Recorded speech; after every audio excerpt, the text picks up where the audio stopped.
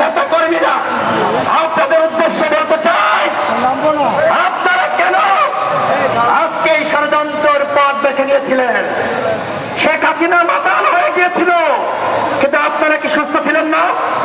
আপনারা কি বুঝতেন না এইভাবে ক্ষমতা দখল করে রাখা যায় না?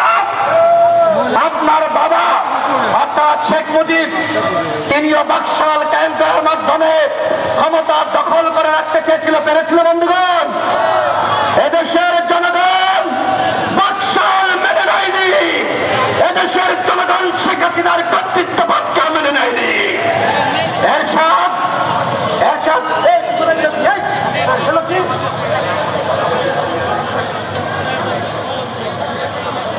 এরশাদ 9 বছর ক্ষমতায় ছিল, 9 বছর ক্ষমতায় ছিল। এরশাদ মনে করেছিল নূর হোসেনকে হত্যা করে, ডাক্তার মিলনকে হত্যা করে আমরা ক্ষমতায় থাকবে। এরশাদ করেছিল বন্ধুগণ।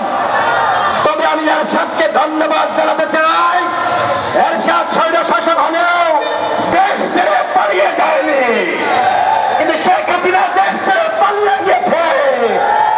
তিনি বলেছিলেন আমি বঙ্গবন্ধুর কন্যা, আমি দেশ ছেড়ে পালিয়ে যাব না।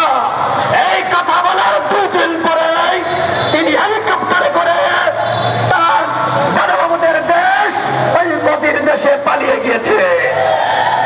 নরেন্দ্র মোদীকে বলতে চাই, শেখ হাসিনাকে অনতিবিলম্বে বাংলাদেশে ফেরত পাঠাবেন, অন্যথায় বাংলাদেশে আজকে ইন্ডিয়ান আধিপত্যের বিরুদ্ধে যে সংগ্রাম শুরু হয়েছিল, এই সংগ্রামকে আরো জোরদার করা হবে।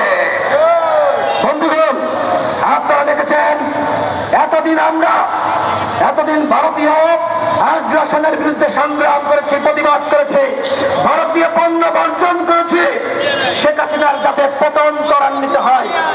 আজকে শেখ হাসিনার পতন ত্বরান্বিত হয়েছে, কোন আন্তর্জাতিক শক্তি আমাদেরকে সহযোগিতা করে নাই। এদেশের জনগণের শক্তিতে গণবিপ্লব, গণঅভ্যুত্থানের মাধ্যমে শেখ হাসিনার পতন নিশ্চিত হয়েছে।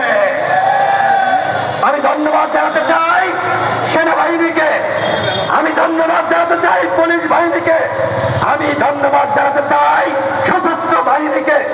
তারা এসে বলেছিল আপনি যেভাবে গুম করে, খুন করে, রক্তের গঙ্গা বয়ে আপনি ক্ষমতায় থাকতে চান, আমরা আপনার পাশে আর নাই। প্রশাসনের সমুদ্র উদার হয়েছিল, আমরা প্রশাসনকে ধন্যবাদ জানাতে চাই। একই সাথে বলতে চাই, যেমনিভাবে আমরা দেখেছি পুলিশ প্রশাসন থেকে শুরু করে সমস্ত রাষ্ট্রে দলকে দলীয়করণ করা হয়েছিল, এই দলীয়করণ আমাদেরকে এখন মানতে হবে।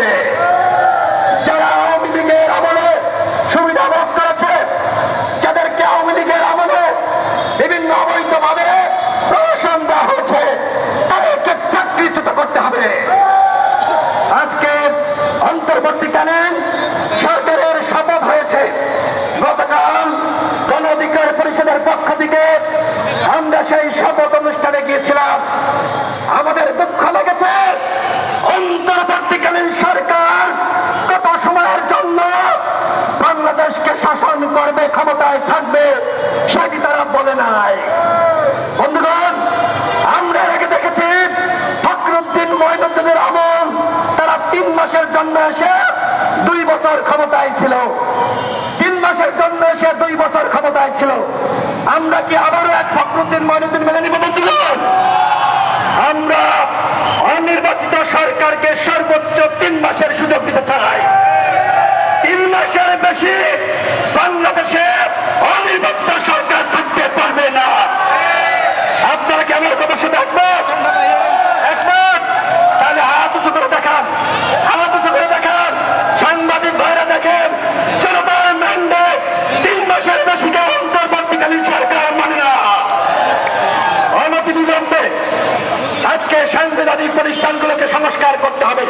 প্রধান নির্বাচন কমিশনার থেকে শুরু করে যারা নির্বাচন কমিশনার রয়েছে, তাদেরকে চাকরিচ্যুত করতে হবে। এবং যেহেতু 14 সালে, 18 সালে, 24 সালে এই 3 মেয়াদে যে সকল নির্বাচন নির্বাচন কমিশনের বৃন্দ, সরকারের সচিব এবং রাষ্ট্রীয় কর্তা ব্যক্তিরা যারা এই অবৈধ নির্বাচন অনুষ্ঠানে সহযোগিতা করেছে তাদেরকে চাকরিচ্যুত করতে হবে এবং বিচারের মুখোমুখি করতে হবে।